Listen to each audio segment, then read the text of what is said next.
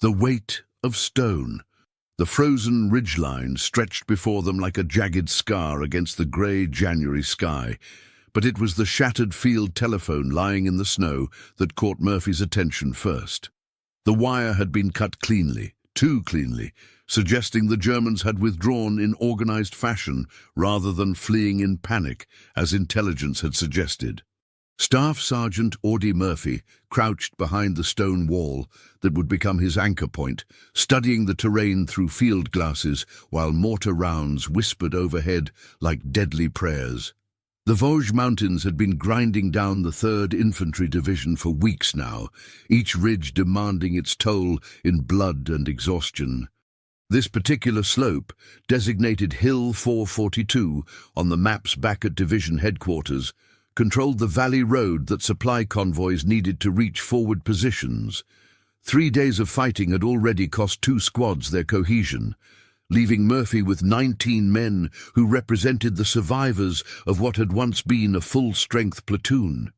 Behind him, in the shallow depression that provided their only cover, Private Henderson kept checking his rifle with the nervous repetition of someone who knew the next few hours would test everything he thought he understood about courage. Sergeant Collins, whose weathered face carried the accumulated weight of Sicily and Anzio, stared at the ridgeline with the 1,000-yard expression Murphy had learned to recognize in men who had seen too many friends die for pieces of worthless ground. The morning's failed assault had revealed the tactical reality that intelligence reports had somehow missed. The Germans hadn't simply dug foxholes along the military crest. They had constructed an interlocking network of machine gun positions that commanded every approach route. When Lieutenant Morrison had been hit in the first volley of defensive fire, leadership had fallen to Murphy, along with the bitter knowledge that the ridge still had to be taken regardless of the cost. Murphy lowered his field glasses and studied the stone wall more carefully. Built by some long-dead French farmer to mark his property line, it now provided the only substantial cover within 200 yards of the German positions. The stones had been fitted together without mortar, held in place by gravity and the patient work of generations. It was solid enough to stop rifle bullets, but wouldn't survive a direct hit from the mortars he could hear being adjusted somewhere up the slope. The tactical problem was crystalline in its simplicity and apparent impossibility. The German positions formed mutually supporting fields of fire, each nest covering the approaches to the others. A frontal assault would be suicide, but the flanks were protected by steep terrain that channeled any attack into predetermined killing zones. The only viable approach required crossing open ground under direct observation, then somehow neutralizing the primary machine gun nest that dominated the entire slope. Murphy turned to face his men, seeing the mixture of fear and trust in faces that had followed him through months of brutal fighting across eastern France. They knew his reputation for tactical improvisation and impossible courage, but they also understood the mathematics of what they faced. When he explained his plan, covering fire from the stone wall while small groups moved to intermediate positions, followed by his solo advance to draw enemy attention, nobody voiced the obvious flaw in the strategy. The silence that followed his briefing carried the weight of unspoken knowledge. Murphy would be advancing across open ground with minimal cover, relying on speed and audacity to survive long enough for his diversion to work. It was less a tactical maneuver than a calculated sacrifice, trading his life for theirs, if necessary. Sergeant Collins started to object, but Murphy cut him off with a look that brooked no argument. As the winter sun began its early descent toward the horizon, Murphy positioned himself behind the stone wall and checked his rifle one final time. The M1 Garand felt familiar in his hands, its weight and balance as known to him as his own heartbeat. He arranged spare ammunition clips within easy reach, each one representing 8 more chances to keep his men alive and complete a mission that had already cost too much. If stories like this make you imagine what you do under fire, tell us in the comments how you think you'd react in this situation, and stay with us for the next chapters. The attack began at 14:30, with Henderson and Martinez sprinting toward a cluster of boulders 50 yards upslope. Murphy watched through his scope as their boots slipped on the frozen ground, sending small avalanches of snow and loose rock down the mountainside. German rifles cracked from the ridge positions, the sharp reports echoing off the surrounding peaks of the Vosges Mountains, but both men reached cover safely. Collins followed with 3 others, drawing heavier fire as the defenders began to understand the pattern of the American advance. Murphy provided covering fire from behind the stone wall, his rifle finding targets among the muzzle flashes that flickered like deadly fireflies along the ridgeline. The familiar routine of combat, sight picture, squeeze, work the bolt, acquire the next target, helped keep his mind focused on the immediate task rather than the impossibility of what he was about to attempt. The last group's movement drew concentrated machine gun fire that chewed chunks of stone from the boulders and sent ricochets whining into the grey afternoon sky. Murphy could hear the steady hammering of the German MG-42. Its distinctive sound pattern burned into the memory of every infantryman in the 3rd Infantry Division. The weapon's high rate of fire made it brutally effective at suppressing movement, but it also revealed the exact location of the primary nest that commanded the slope.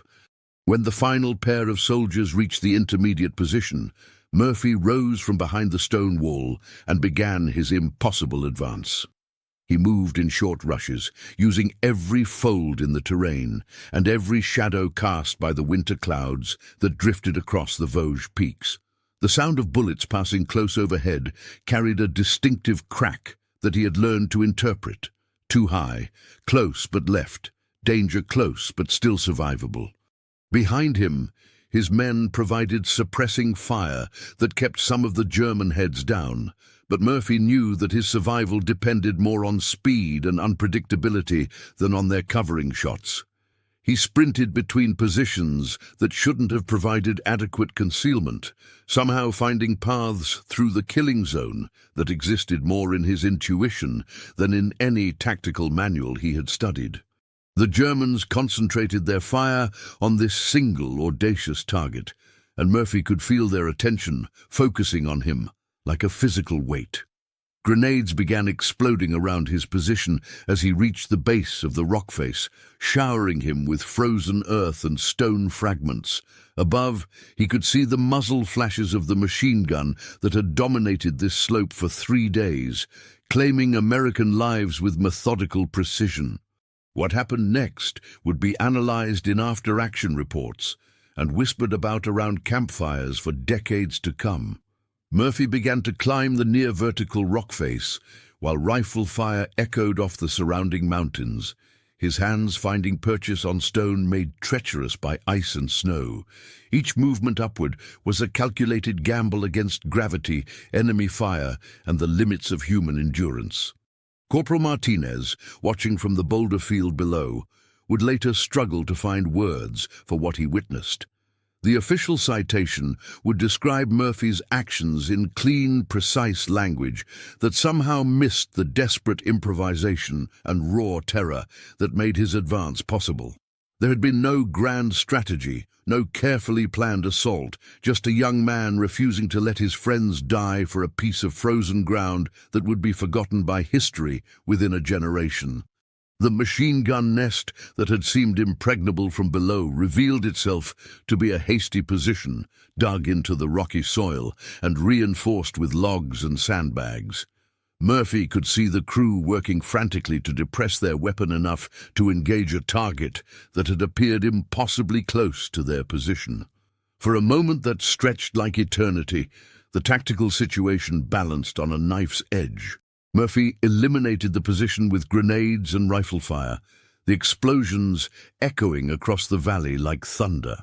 The remaining German defenders, seeing their primary strongpoint overrun by what appeared to be a single soldier, began withdrawing toward prepared positions further north. By sunset, Hill 442 belonged to the 3rd Infantry Division, purchased with American blood, and one man's refusal to accept the impossible. In the immediate aftermath, as the gunfire faded to sporadic sniper shots and the winter wind carried the smell of cordite down the mountainside, Murphy sat alone on the captured ridge. The stone wall that had provided his initial cover was now 200 yards below, looking impossibly small and inadequate from his new perspective. The field telephone he had noticed that morning lay buried somewhere under the churned snow and debris of the day's fighting. The 19 men he had saved were already gathering their equipment and preparing for the next phase of operations. Their voices carried relief and exhaustion in equal measure as they consolidated ammunition and tended to minor wounds. Henderson was laughing too loudly at something Collins had said, the kind of forced humor that men used to process the reality of having survived when survival had seemed impossible. Radio reports crackled through the gathering dusk as word of the ridge's capture spread through the 3rd Infantry Division's command structure. Murphy listened to the disembodied voices reducing the day's chaos to map coordinates and casualty figures, transforming lived experience into the clean language of military efficiency. Battalion headquarters wanted confirmation of enemy strength, ammunition expenditure, and estimated time for consolidating the position. Sergeant Collins approached with a canteen and a packet of cigarettes, settling beside Murphy without speaking. The two men had fought together long enough to understand that some experiences required silence rather than words. Collins had watched the entire assault through field glasses, and his weathered face now carried the peculiar expression of someone who had witnessed something that challenged his understanding of what was humanly possible. The Vosges Mountains stretched endlessly in all directions, ridge after ridge disappearing into the grey winter haze. Each one represented another tactical problem, another cost in American lives, another test of courage and endurance. Murphy knew that tomorrow would bring new orders, another hill to take, another impossible mission to complete. The war would continue its grinding advance toward Germany, regardless of what had happened on this particular slope. Down in the valley, supply trucks were already beginning their cautious movement along the road that Hill 442 had been taken to secure. Their headlights, carefully masked to prevent enemy observation, looked like fireflies against the darkening landscape. Murphy understood that his actions had served a larger strategic purpose, but the knowledge felt abstract compared to the immediate reality of Coldstone and the memory of bullets passing inches from his head. Private Henderson approached hesitantly, carrying a battered field radio that had somehow survived the day's fighting intact. Division headquarters was requesting a personal report from the squad leader who had captured the position. Murphy took the handset reluctantly, knowing that his words would be processed through layers of command structure until they emerged as another paragraph in some colonel's summary of daily operations. The voice on the radio belonged to a staff officer whose crisp pronunciation suggested comfort and warmth, a world away from the frozen ridgeline where Murphy sat. Questions about enemy disposition and tactical developments felt surreal when posed by someone who understood combat primarily through colored pins on situation maps. Murphy provided the required information in brief, factual sentences that conveyed nothing of what the day had actually felt like. After the radio conversation ended, Murphy handed the device back to Henderson and returned to his silent contemplation of the valley below. The official version of events was already beginning to take shape in radio reports and written summaries, but he knew that the paper trail would capture only the skeleton of what had happened. The weight of individual moments, the sound of his own breathing during the climb, the faces of the German machine gun crew in the instant before his grenades exploded, would remain private. Collins finished his cigarette and stood to rejoin the rest of the squad, leaving Murphy alone with his thoughts and the gathering darkness. Tomorrow there would be another ridge, another impossible mission, another test of whatever quality had carried him up that rock face. But tonight, on this frozen ridgeline in the Vosges Mountains, he had proven once again that heroism was not the absence of fear, but the willingness to act despite it. Would you follow the orders exactly, or trust what your own eyes and instincts tell you in a moment like this? comment which path you'd take, and share this episode with someone who loves real human stories from history. The real weight of what Murphy had done began to settle in during the long hours of darkness that followed. While his men established defensive positions and rotated watch duties, Murphy found himself unable to sleep despite the exhaustion that made his hands shake when he tried to light a cigarette. The stone wall far below was invisible now, but he could still feel its presence like an anchor point in his memory, the last place where retreat had been possible. The field telephone that had first caught his attention that morning had been recovered and repaired by a signals corporal who worked by the light of a shielded lantern. The severed wire now carried communications between the ridge and battalion headquarters, its steady clicking a reminder that Hill 442 had been integrated into the larger apparatus of war. Murphy listened to the Morse code patterns without consciously translating them, finding an odd comfort in their mechanical rhythm. Around midnight, a runner arrived from company headquarters with ammunition resupply and a message from the battalion commander. The typed orders, illuminated by Henderson's flashlight, outlined the next day's operations with the same clinical precision that had characterized the intelligence estimates for Hill 442. Another ridge, another tactical problem, another opportunity for young men to die for objectives that would be forgotten as soon as they were achieved. Collins emerged from checking the perimeter and settled beside Murphy's position. The veteran sergeant had been unusually quiet since the afternoon's action, his normal stream of sardonic commentary replaced by a thoughtful silence that Murphy had learned to respect. When Collins finally spoke, his words carried the weight of someone who had been reconsidering everything he thought he understood about courage and tactical possibility.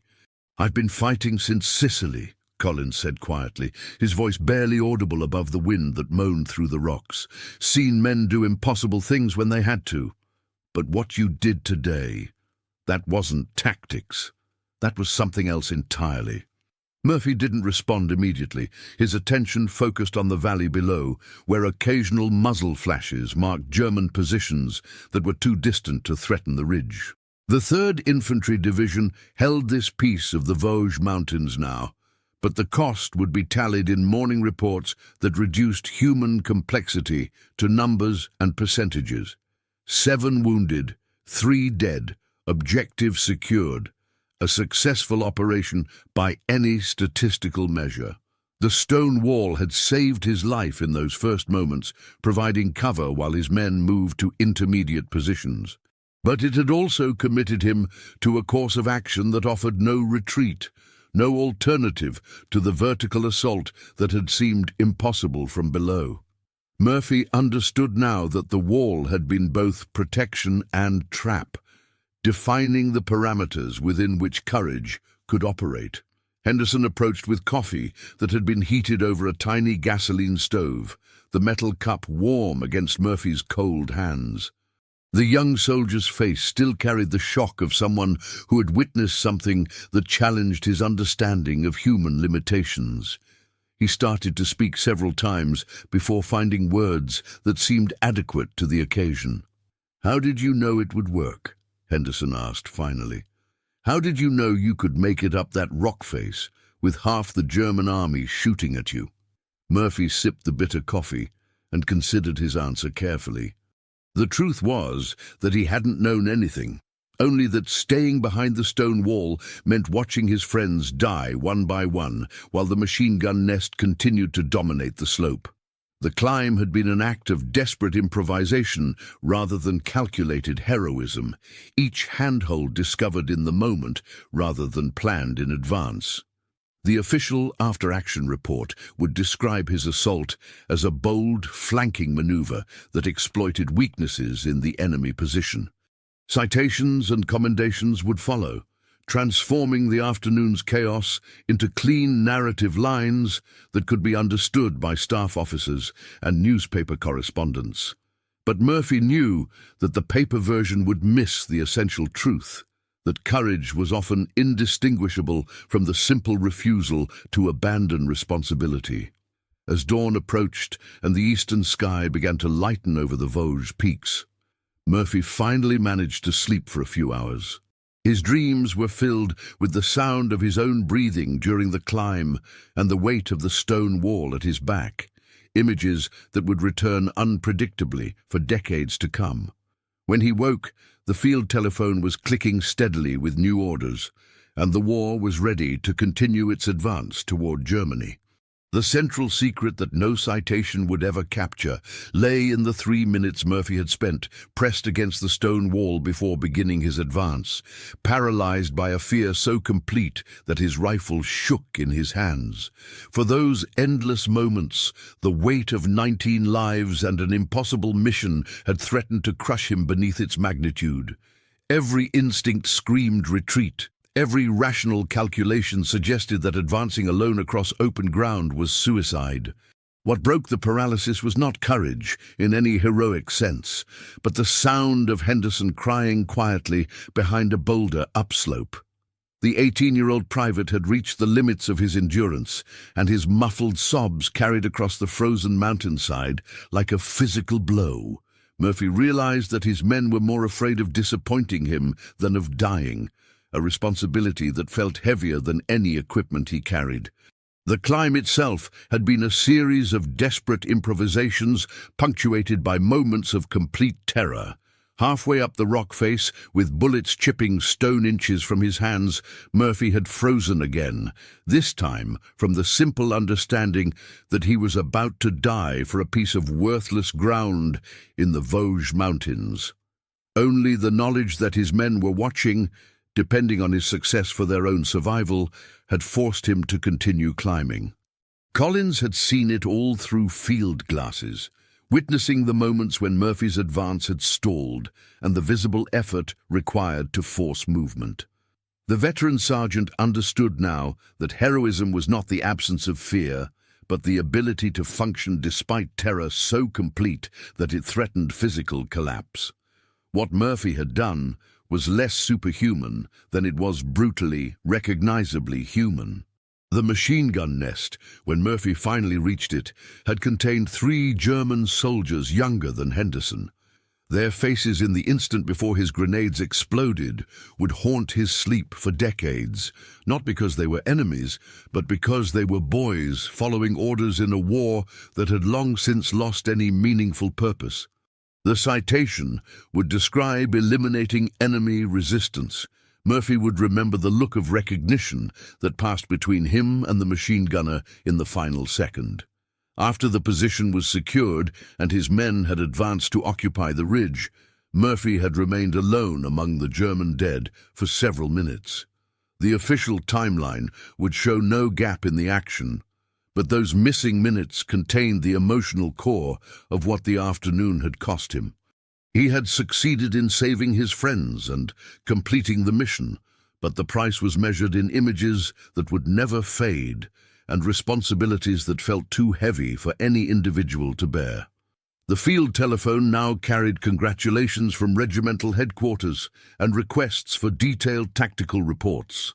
Staff officers who had observed the action through binoculars from safe positions wanted to understand how a single soldier had accomplished what a full platoon had failed to achieve.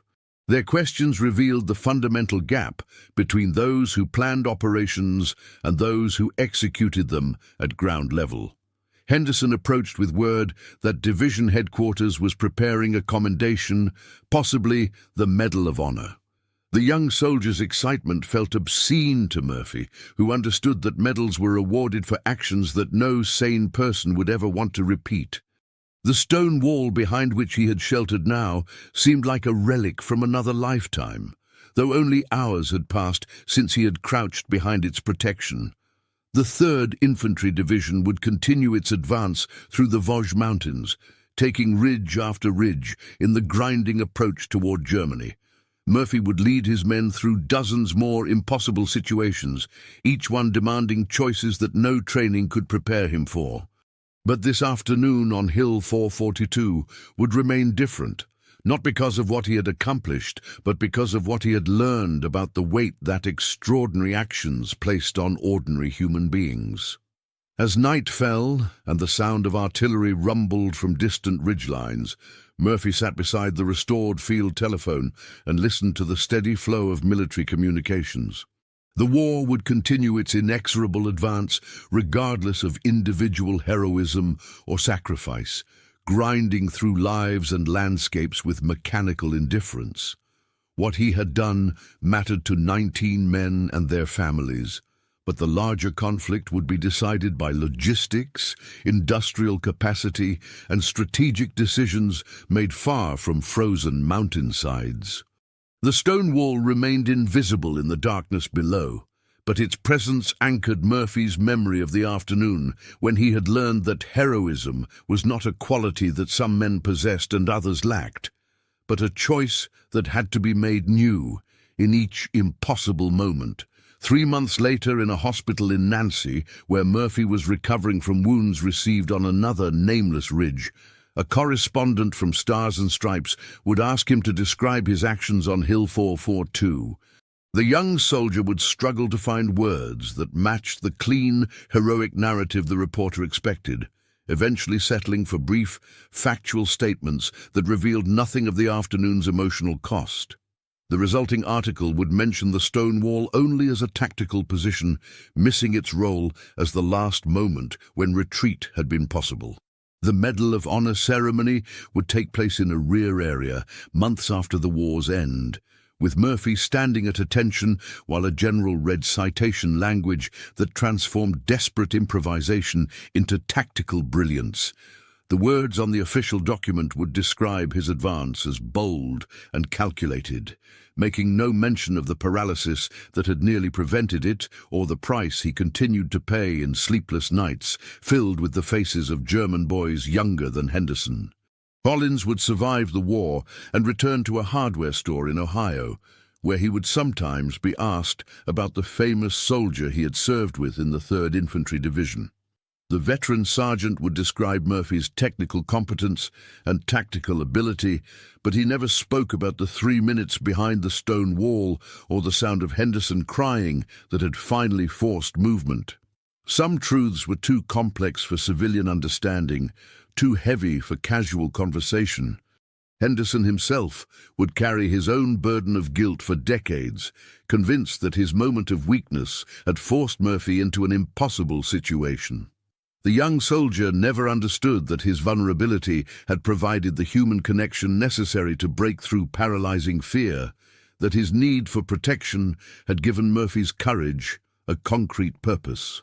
The war had ended for Henderson on Hill 442, even though he continued fighting for 8 more months. The field telephone that had first revealed the German withdrawal would be salvaged for spare parts, its components redistributed through the 3rd Infantry Division's communications network. No record would note its role in the day's events, though its steady clicking had provided Murphy with a rhythm that helped him maintain focus during the long night that followed.